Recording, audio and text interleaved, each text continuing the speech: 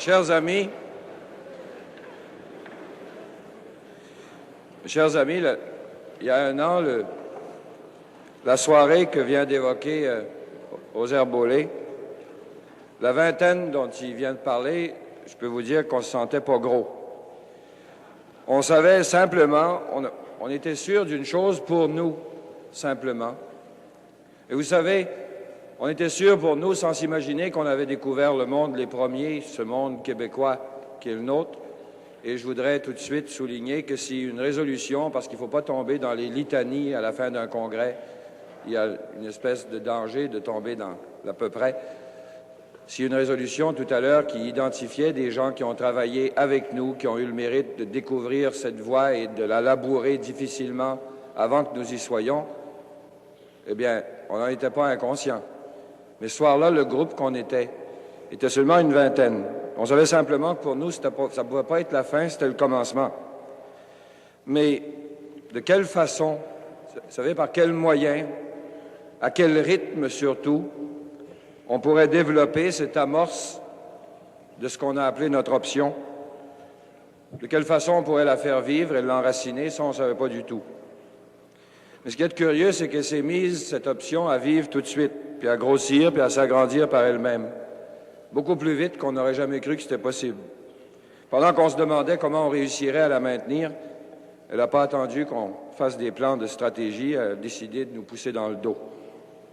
Et c'est sous cette pression, qui était faite de lettres, de rencontres, de téléphones, dont un bon nombre d'auteurs, d'ailleurs, sont ici, sûrement, dans cette salle, que pendant quelques semaines, nous avons pris et repris, et je vous l'assure, avec un sens beaucoup plus aigu chaque jour de la responsabilité que ça constituait, que nous avons repris ligne par ligne et presque mot à mot cette option-là qu'on avait, qui nous avait réunis, qui prenait la forme d'un manifeste, comme on l'appelait, et dont la première phrase, et ça me frappe assez curieusement aujourd'hui, était non seulement devenue pour nous une chose qui allait de soi, qui était toute simple, mais qui était aussi, cette phrase, un germe assez actif, je suppose, parce qu'elle contenait déjà le nom que vous avez décidé, que nous avons décidé de choisir.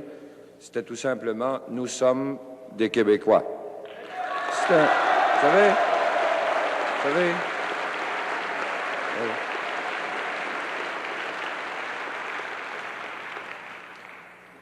c'est un très beau nom qu'on a choisi.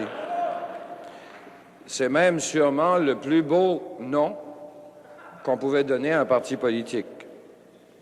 Mais j'espère aussi que nous sommes tous conscients, et que nous l'étions en le choisissant, de l'écrasante responsabilité additionnelle qu'il nous impose.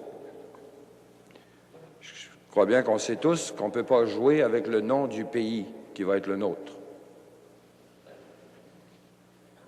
Et c'est un pays, le Québec, qui contient encore quand même un grand nombre de nos concitoyens, sincères eux aussi québécois, qu'il s'agit d'attirer et non pas de heurter, et encore moins de repousser.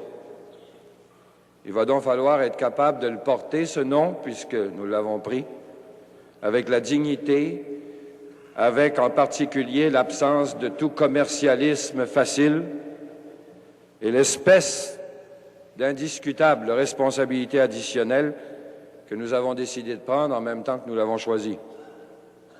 Écoutez, quant à moi, sans aucune hésitation, je vous avouerai, je commence déjà à m'y habituer, mais que c'est un nom que je voyais presque trop lourd. Et je compte bien que nous allons tous nous aider à le mériter. Mais il va falloir, à commencer par ceux qui ont le plus activement vendu ce nom,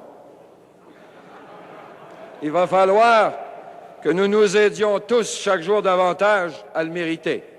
Et il faudra compter d'abord et avant tout sur l'équipe pour laquelle je félicite le Congrès, que vous avez ajouté aux 3 qui étaient déjà élus et à qui vous avez donné cette charge parmi bien d'autres. Je félicite le Congrès, eux, j'ose même pas les féliciter.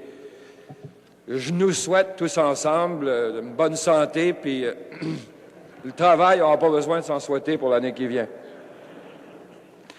En tout cas, pour finir sur la question du non, avant qu'il commence à se répandre dans tout le Québec, il faut absolument, encore une fois, que nous le portions avec la plus grande intégrité jusqu'au jour où il nous restera seulement à l'abandonner parce qu'il aura joué son rôle.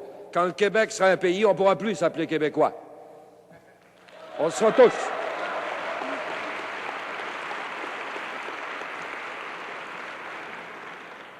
Et ce jour-là, il va venir aussi sûrement que la vie, c'est bien plus vivable que la survivance. Aussi sûrement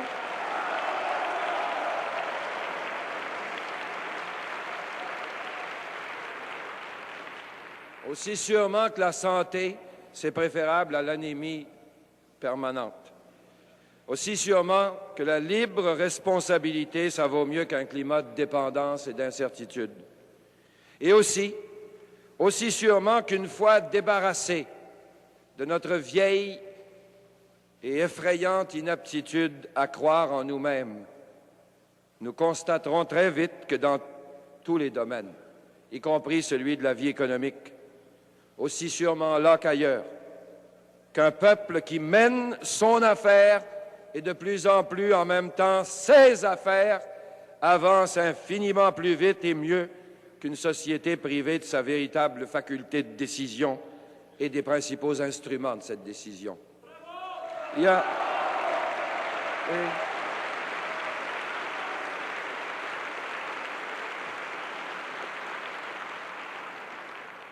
Vous savez, il y a des gens chez nous, très sincèrement, qui ont une certaine peur de ce que nous proposons.